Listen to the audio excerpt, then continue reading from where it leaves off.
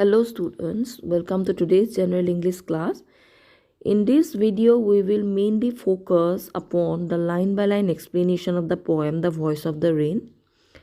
In the previous video, we already did the reading of the poem and we also did the detailed summary of the poem, which is sufficient for a better understanding of the poem. But still, the line by line explanation of the poem is important because there are some words, expressions and phrases which are difficult to understand and which can be done only if we do the line by line explanation of the poem. So let us start the line by line explanation. Okay, so here we have the first three lines. And who art thou, said I to the soft falling shower, which strange to tell gave me an answer as here translated. I am the poem of earth, said the voice of the rain. Now, if you notice, in the first line itself, we have the archaic word thou. So, thou is an archaic word. It is not used in present day English. Thou means you. Okay, thou means you. And then another phrase is there, strange to tell. So, strange to tell means it is strange. So, what is strange? The rain giving a reply to our poet Walt Whitman is strange because rain is an inanimate object which doesn't speak actually. So it is strange to tell.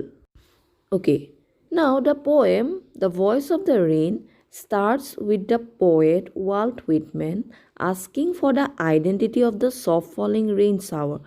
The poet Walt Whitman is greatly fascinated by the rain falling shower and he wants to know who she is. He wants to know the identity of the soft falling rain shower. But he didn't expect that the rain would answer his question.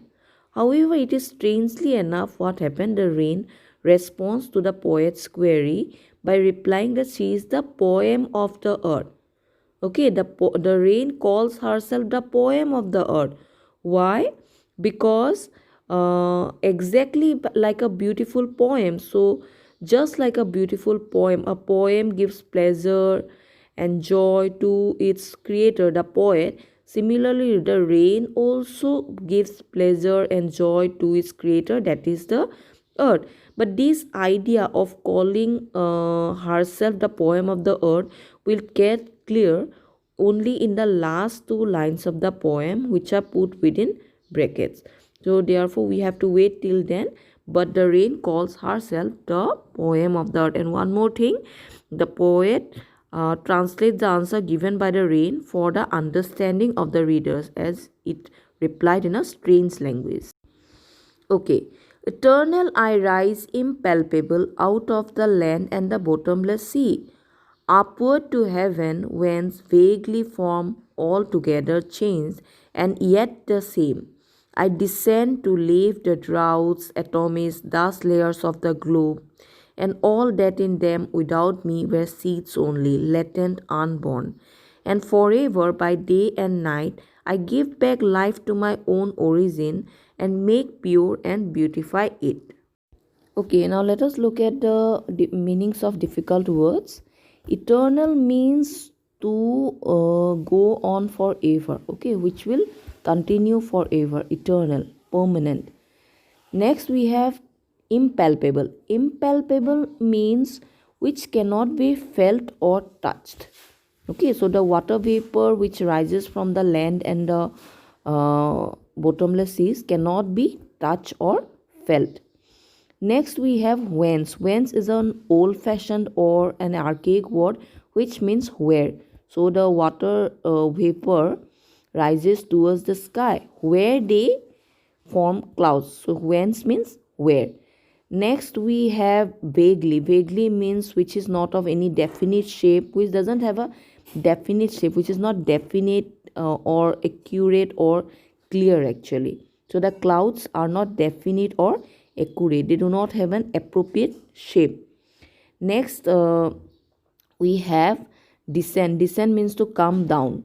I descend. Descend means to come down. The rain comes down. Lave means to wash. Droughts means very extreme dry conditions which actually occurs due to scarcity of rainfall. Atomies means small particles. Here it means small particles of the dust. Then latent means which is existing but which cannot be seen actually. Okay, now the rain. I already told you that the poet he translates the answer given by the rain into human speech so that the readers can also understand. So, what does the rain tells the poet? The rain tells the poet that she cannot be touched. She is impalpable in form when she rises in the form of water vapor towards the sky. From the land and the bottomless sea. So when the water bodies get dried up, then the water vapor rises towards the sky due to the process of evaporation. Okay, and then there the rain changes her shape into clouds. She takes the shape of vague clouds, not definite. The cloud shape is not definite, so she takes the shape of vague clouds, and then it again falls back on the surface of the earth in the form of rain to provide water to the drought prone areas. Now I already told you that drought means extreme dry condition which occurs due to scarcity of rainfall. So when the rainfall occurs, drought like conditions they completely disappear. And then the rain also provides life to the seeds, because without the rain the seeds are latent and unborn. Latent means which exists but which is not active or seen or noticed. But when the rain falls upon the seeds, they become active, they get rejuvenated, and they transform into seedlings and then eventually trees. Okay, for song issuing from his birthplace after fulfillment, wandering, wrecked or unwrecked, duly with love returns. Now here the words which we need to understand is wrecked or unwrecked. Wrecked means appreciated or noticed. Unwrecked means unappreciated or unnoticed, which is not liked. Okay, so okay, now the last two lines of the poem are put within brackets because they are not a part of the conversation between the rain and the poet. Rather, they are the poet's comment on the nature of the rain. The poet comments that the rain is just like a song or a poem after coming across the answer given by the rain. So the poet's comment or his observation is given in the last two lines of the poem, and as they do not form a part of the dialogue or the conversation, they are put within brackets. Now why the poet makes the comparison between the rain and the song? Because both of them they share a common journey, they have a life cycle. The song, just like the rain, originates from the heart of the creator, the singer. It then travels across to others to fulfill the aim of giving pleasure and satisfaction to its listeners, and then it comes back with due love and appreciation for the singer. The rain also rises from the earth and the bottomless sea, then it reaches the sky, forms clouds, and then again it comes to the earth in the form of rain.